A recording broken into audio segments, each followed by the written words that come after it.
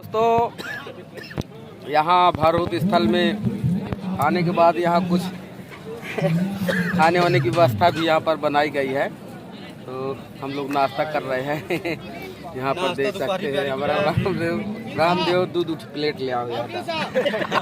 बहुत से लोग हैं दोस्तों, देख सकते हैं सब कोई खा रहे हैं यहाँ पर, चारों तरफ खा रहे हैं।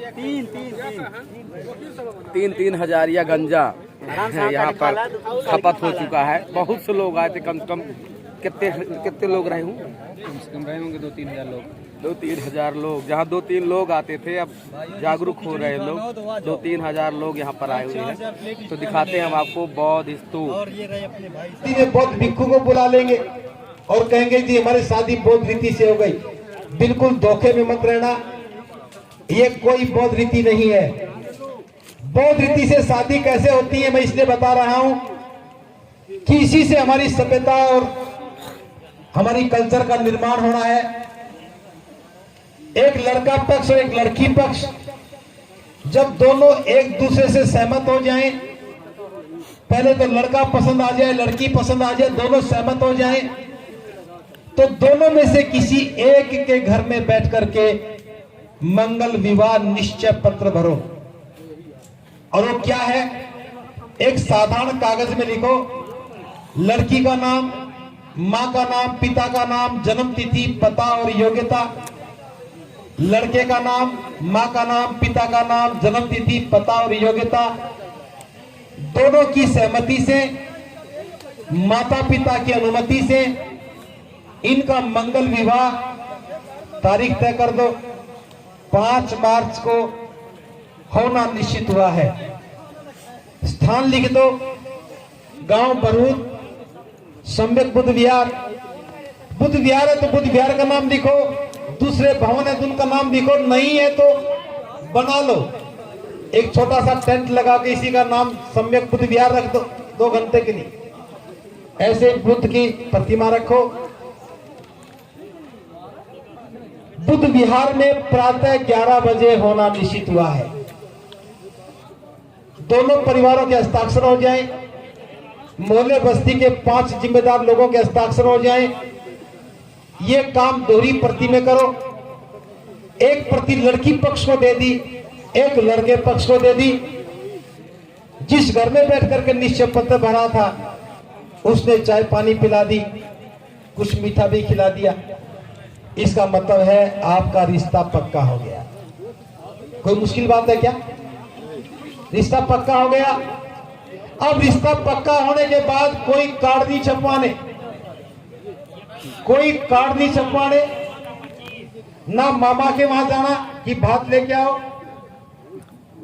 अपने मित्रों को, अपने सगे संबंधियों को जैसे चाहो जिस रूप में बता दो। और दोनों परिवार अपने खास सगे संबंधियों के साथ आए, दिन के उजाले में उस बुद्ध विहार में, भवन में या छोटे से टेंट में शादी करें। और शादी संस्कार उपासक उपासिकाओं से करवाएं, जिन्होंने प्रशिक्षण ले लिया है उनसे करवाएं। भिक्षुओं से शादी संस्कार ना करवाएं। अब वहां शादी होने के बाद थोड़ा बहुत खाने पीने का जो भी सामान लेके आओ, खिलाओ पिलाओ और अपने अपने घर जाओ। लड़की वाला अपने घर चला जाए, लड़के वाला अपना घर चला जाए।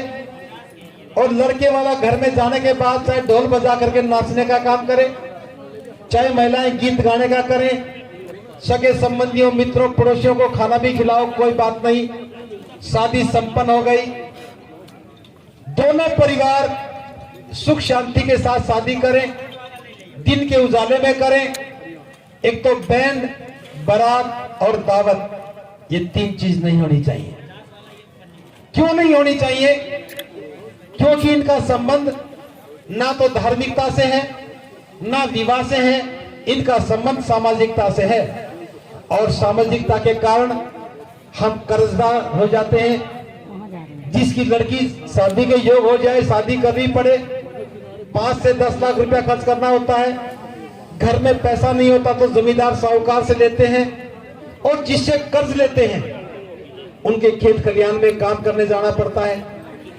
वहां हमारा मनोबल तोड़ा जाता है, वहां शोषण भी होता है, महिलाओं के साथ इज्जत पर हाथ भी डाला जाता है। कोई स्वाभिमानी व्यक्ति विरोध करता है तो उसे मारा पीटा जाता है, जो समझौता कर लेता तो जिंदा रह जाता है।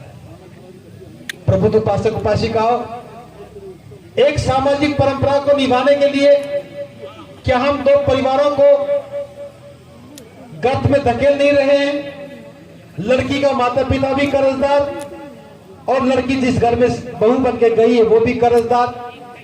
पति कर्जदार होगा तो उस लड़की को क्या सुख मिलेगा? अगर माता पिता कर्जदार है तो क्या सुख मिलेगा? बौद्ध बनने के बाद हमें संकल्पित होना चाहिए कि विवाह के नाम पर हम कोई भी कर्ज नहीं लेंगे, कोई भी बैंड नहीं बजाएंगे। बैंड क्यों बजाते हैं? क्योंकि बारात होती है और बारात का शादी में कोई एक काम बता दो। मैं आपको समझा देता हूं।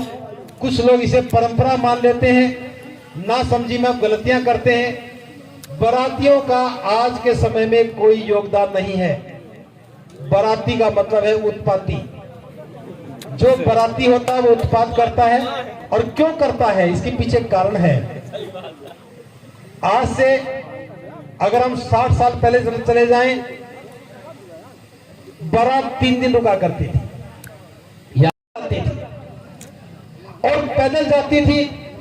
उस समय परंपरा थी कि लड़की वाला शादी करते समय लड़के पक्ष से पैसे की मांग करता था और पैसे की मांग होती थी, पैसा मिलता तब शादी होती थी। इसलिए लड़के वाला अपने साथ पैसे लेके जाता था या फिर किसी अमीर आदमी को साथ लेके जाता था ताकि शादी हो जाए। अब रास्ते लंबे थे, घने जंगल थे, शासन व्यवस्था ठीक नहीं थी, पुलिस स्टेशन नहीं थे और नए नए कपड़े पहनकर जाते देखते थे तो पता लग जाता था शादी करने वाले हैं, तो लुटेरे लूट लिया करते थे। लड़की जब आती थी ससुराल की ओर, आभूषण पहने होती थी तो लुटेरे लूट लिया करते थे। उस लूट से बचने के लिए लड़का पक्ष अपने सगे संबंधियों में से, मोहल्ले बस्ती के लोगों में से, मित्रों में से मजबूत नौजवानों को लाठी लेकर के साथ चलने के लिए कहता था, चलो तुम बाराती बन के चलो। अब जिसके हाथ में लाठी है और वो बाराती है तो खाली थोड़ी चलेगा। रास्ते में चलते चलते कभी इस झुंडे में लाठी मारी, कभी सरकंडे में लाठी मारी, कभी पेन में मारी, तो लाठी लेकर चलने से स्वभाव बदल जाता है। और उस समय जब बारात आती थी तो लड़की पक्ष बारातियों का स्वागत इसलिए करता था कि उसकी बेटी बहू जो बनकर जाएगी तो उसकी सुरक्षा हो जाएगी, इसलिए बारातियों का स्वागत करता था। और उस स्वागत में बाराती और ज्यादा